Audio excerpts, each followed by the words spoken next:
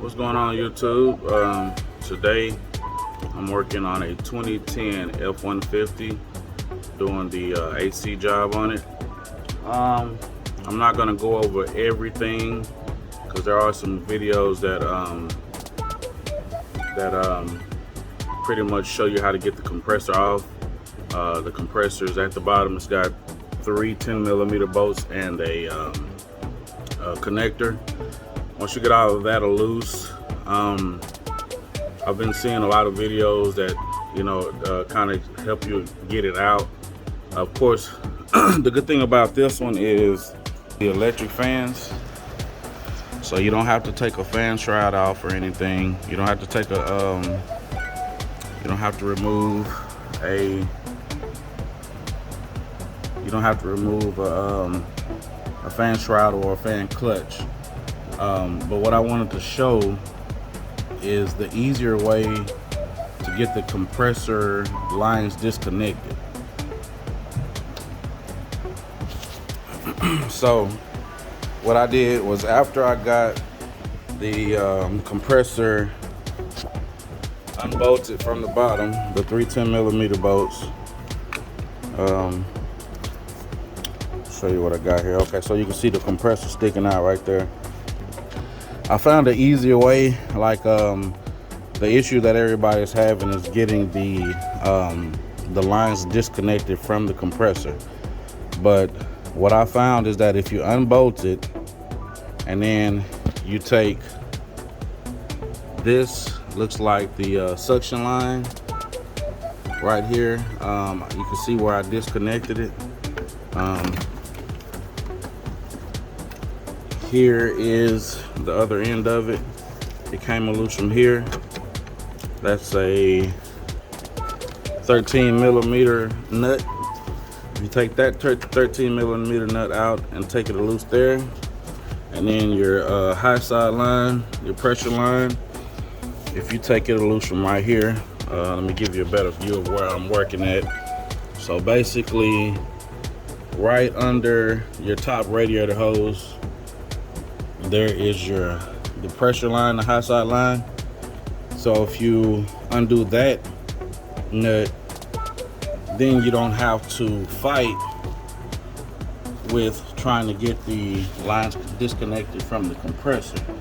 So what I'm gonna do now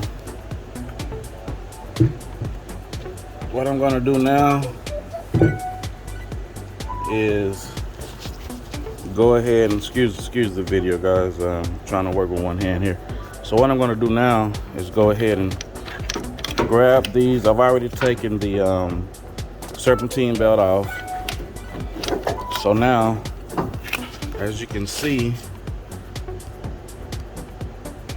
there we go, better light. So you can see the compressor now. I'm just going to pull the whole compressor out, these lines off of it that are wrapped around it.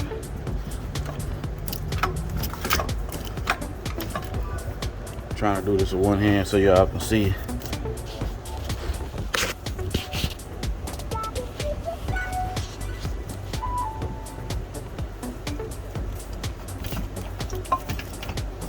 I got a line connected, and the electrical line may be connected to it.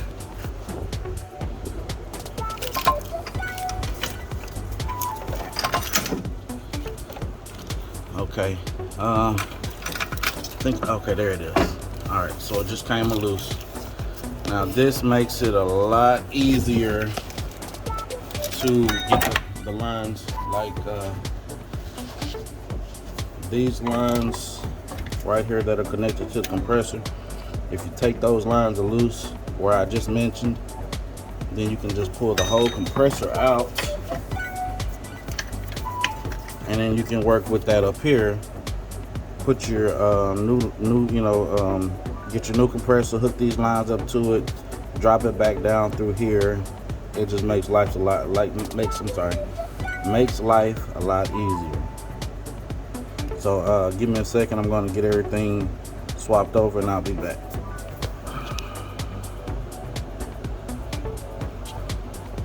All right, guys. So as you can see, I got the compressor out of there.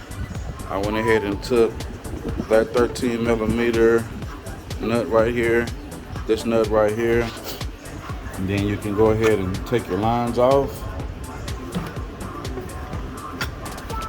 Take both of your lines off, and then here's the new compressor. So go ahead and take your nuts off here, change your O-rings, and then we can go ahead and put these lines onto the new compressor. Of course, you want to make sure you got the proper amount of oil in your compressor. This particular compressor came with 8 ounces of fluid in it already, which is what was required. I think, don't quote me on that. So you want to check and make sure you got the proper amount of oil in your compressor. Go ahead and put your lines on it, and then we can drop it back in. Okay, so I've got the lines connected to the new compressor. On this particular vehicle, this Ford, it's got not only this O-ring, but it has this little piece here as well. So I guess maybe it's for maybe extra protection or something. But anyway, make sure you change these along with the O-rings, and we're about to get ready to change this and set it back down in there. Just wanted to mention this piece right here as well. All right, as you can see, I've got the compressor dropped back down in its location. Here's the lines. So once I get the compressor bolted back up, I will go ahead and connect the lines, and then I was gonna show you also where the expansion valve is. I couldn't find anything online about the expansion valve for this vehicle. And then there's also a piece that needs to be changed on the condenser that I'm gonna have to figure out as well. So when I get to that part, I will get back with you. All right, so I've got the compressor back on, got my belt back on. So now I'm gonna go ahead and reconnect here. I've oiled out my O-rings. Gonna go ahead and reconnect this line.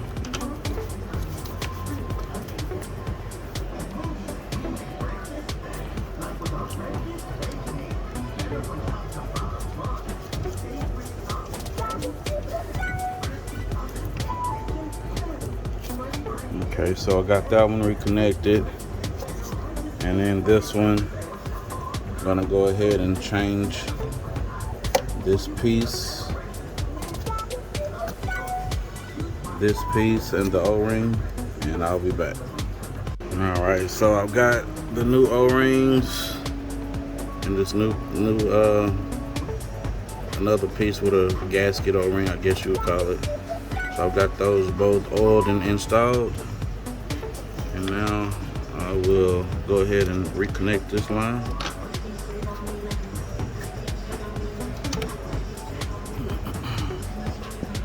And put the nut back on it.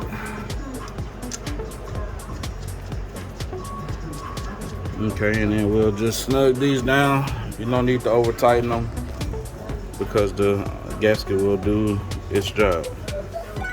I'll be back here in just a moment and we'll start getting the expansion valve out. Alright, I've got those tightened back down. So now I will start pulling the expansion valve out. So basically the expansion valve back here, where you see those lines going into the firewall, I will go ahead and get the bolt out and start getting the expansion valve out. Be right back. Alright, to get the expansion valve out, we got one 13 millimeter nut, which will be right here.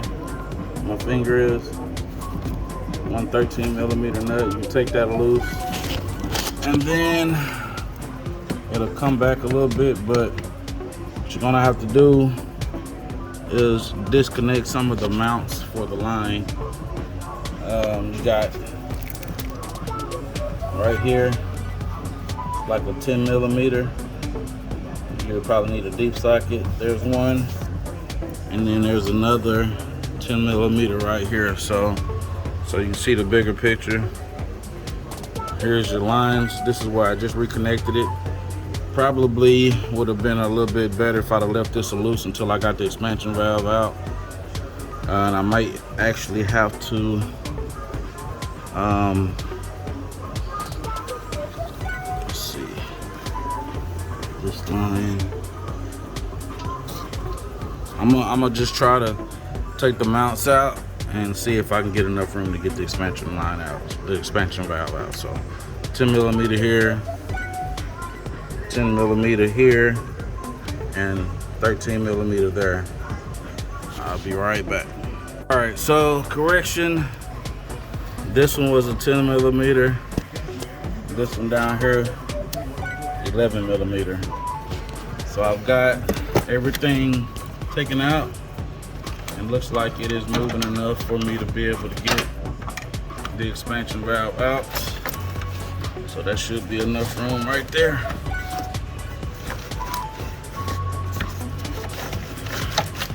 Yeah, I think that'll be enough room. You may have to hold the line to the side with a bungee or something, and it looks like there's gonna be some Torx screws holding the expansion valve in. Let me see what size they are and I'll let you know. Give me one moment, be back. All right, so as you can see, looks like I got enough room, and I can move this out the way a little bit more if I need it. But this is a T27 Torx screw that installs the expansion valve. So I'm gonna get those out now and start in with the new one. Okay, so got the expansion valve out. So basically, it was the two T27 Torx, and I just had to kind of wiggle it back and forth and pull on it, and it came on out. That's it.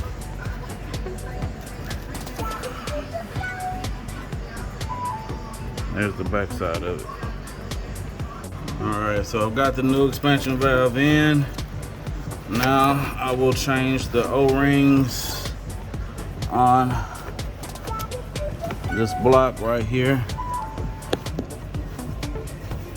Gotta get the O-rings on the block. Can't really see it, but you can feel it. So I'm gonna go ahead and get those off, and I'll show you what those look like. All right, so these are the two O-rings that came off of the lines that go into the expansion valve. So I'm gonna get these oiled and put back on, and we'll move on to the next step. All right, so I've got the expansion valve back in there. Got it tightened back up. And another correction, this nut is not even holding the line. So it's only this 10 millimeter right here. So put that back on and tighten it up and get my 10 millimeter bolt in back here, and then we'll move on to the next step. All right, next thing is to replace the dryer that's built into the side of the condenser. There's videos on how to remove the condenser. I didn't take it all the way out, but basically there's this piece that sits in the bottom right here. There's a little plastic cap that you have to screw out, which is this piece. So before you can get the dryer out, you screw this piece out right here, and then you'll see this piece. And I just took a screw that would catch the grooves in it, because I got a new one. Screwed that in, pulled it out with some pliers, and then this will come out. You'll have to grab a hold to the bottom of it with some pliers or something, or if you can get something hooked in that little hole right there. But then this whole piece comes out, and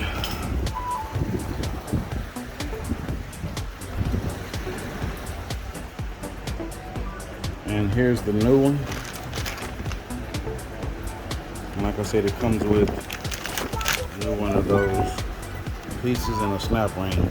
Oh yeah, I'm sorry. So when you trying to take this piece out, you gotta have a snap ring tool to